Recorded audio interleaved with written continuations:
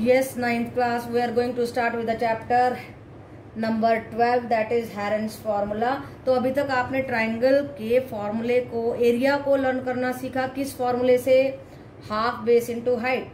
देखिए बेस क्या है, this is BC is the base, BC is equal to base and then AL is equal to height and what is the area? Half BC into AL. BC is the base and this is our height. और इस तरीके से अभी तक आप 8th में ये चीजें एरिया इस तरीके से निकालते आए थे। अगर राइट एंगल्ड ट्राइंगल होती है तो भी हम ऐसे ही करते थे। मान लो ये A है, ये B है, तो हाफ AB हो जाएगा। अगर इक्विलेटरल ट्राइंगल है, मान लो all the sides are A and A, तो क्या होगा हमारा एरिया? वो होगा √3/4 A²। इसको हम पाइथागोरस से निकालेंगे। तो ये एक लंबा प्रोसेस है, आपको इतना ही याद रखना है। अगर इक्विलेटरल ट्राइंगल का एरिया निकालना है तो ये फॉर्मूला लगाएंगे √3/4 A²। ओके बेटा, देखो ये मैंने लिखा है √3/4 A²। And now we are going to learn how to calculate the area of the triangle with the help of the Heron's formula। इस फॉर्मूला से कैसे निकालेंगे? तो सबसे पहली बात क्या करेंगे, this is the side A, this is the side B and this is the side C। तो सबसे पहले हम इसका पैरामीटर लेंगे A + B + C/2, that is the semi parameter. Okay बेटा, नाउ अब हम कैसे एरिया निकालेंगे ये आपको लर्न करना है बिल्कुल, नहीं तो एक्सरसाइज नहीं आएगी। S into S minus A, S minus B, S minus C। एक बार S में से A को घटाइए, एक बार S में से B को घटाएंगे, एक बार S में से C को घटाएंगे और S से मल्टीप्लाई करके and we are going to have it under the root. ये आ गया हमारा हेरन्स फॉर्मूला। ओके बेटा, तो इस फॉर्मूला से अब हम किसी भी ट्राइंगल का एरिया निकालना सीखेंगे। ओके बेटा।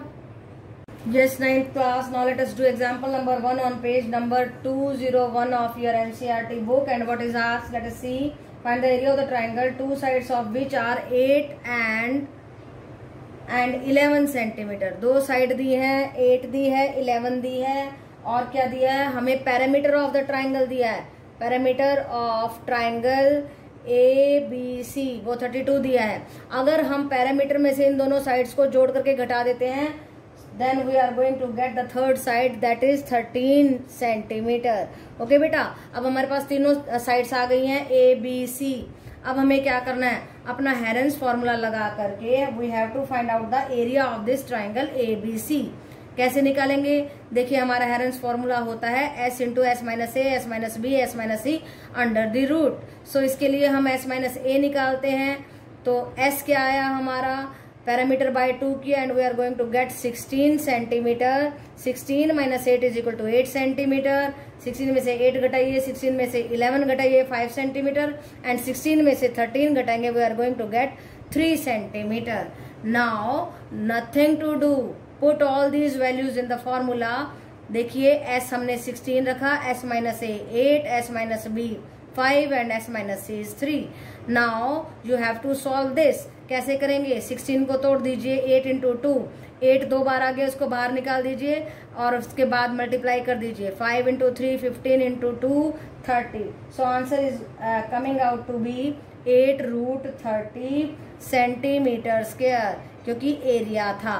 तो देखो ट्राइंगल का हमने एरिया निकालना सीख लिया with the help of the Heron's formula. Okay बेटा, so nothing to afraid, that's very simple। Yes, 9th class. Now let us see example number 2 on the page number 201 of your NCERT book। और क्या पूछता है देखिए, ध्यान से देखिए, this is a very important question। और क्या पूछा गया है देखिए, a triangular path ABC has the sides 120 metre, 80 metre and 50 metre. ये आपको साइड्स दे दी गई हैं और फिगर है हमारी 12.7। This is the figure in your book. A gardener Dhaniya has to put a fence all around it and also plant grass inside. उसको fencing करनी है, ये दीवार सी बनानी है और अंदर घास उगाना है धनिया को। How much area does she need to plant? अब उसे कितना एरिया चाहिए प्लांट करने के लिए? Find the cost of fencing it with a barbed wire. और उसको कांटेदार एक फेंसिंग करनी है ऐसे, ताकि पशु ना घुस जाए, उसके गार्डन को खराब ना कर दे। एट द रेट ऑफ ₹20 पर metre, leaving a space 3 metre wide for the gate on one side, और गेट के लिए उसने 3 मीटर छोड़ दिया। तो उसको आपको याद रखना, घटाना है पैरामीटर में से। ओके बेटा, तो हम क्या करेंगे एरिया के लिए, for the area of triangle, आप मान लीजिए ए बी सी, ये हमारी ट्राइंगल है, इसका एरिया निकालना है। उसके लिए हम एस कैलकुलेट करेंगे। S is the semi perimeter two, that is 50 + 80 + 120/2, that is equal to 250/2 metre. Metre है, ध्यान से आपको यूनिट्स को लिखना है। This is metre.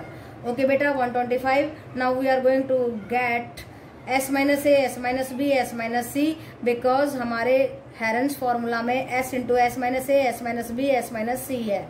125 × 50 करेंगे, 75 आ रहा है। 125 × -80, so we are getting 45 metre. S - C is equal to 125 - 120, that is 5 metre. Okay, now put the values. S 125 था, S - A 75, S - B 45, S - C 5। अब देखो क्या करना है, अब हमें इससे स्क्वायर रूट को सॉल्व करना है। उसके लिए बहुत ध्यान से काम करना है। इसको तोड़ दीजिए, और इसको कैसे तोड़ेंगे, ऐसे टुकड़े करके।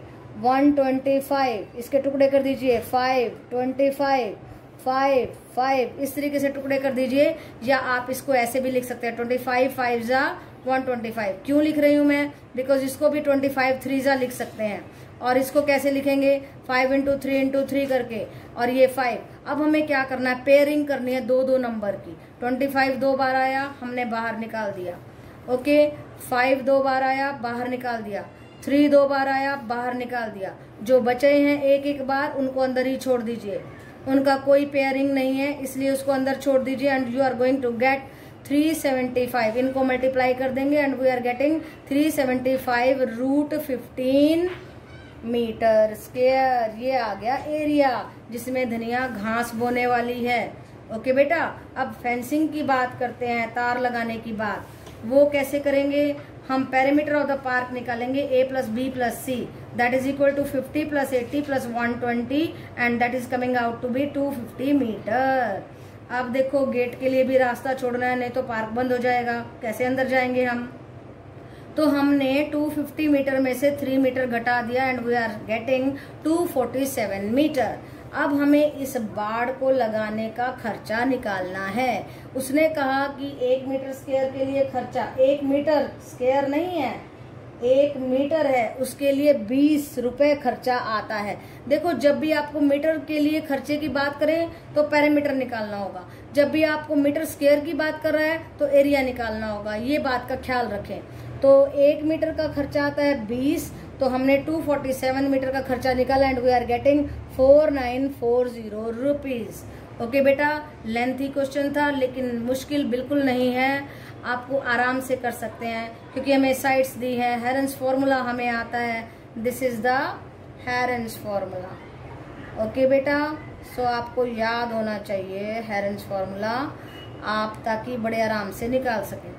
ओके बेटा, और उसके बाद हमें बाड़ लगानी है। उसके लिए हमने क्या किया, पेरीमीटर निकाला। उसमें नहीं भूलना है कि गेट की भी हमने घटानी है लेंथ, क्योंकि गेट छोड़ना है, वहां पे फेंसिंग नहीं आ रही है। उसके बाद बस कोस्ट से मल्टीप्लाई कर दो, तो कितना आसान हो गया, कोई भी प्रॉब्लम नहीं है। थोड़ा सा लेंथी है, आपके 4 मार्क्स में आ सकता है।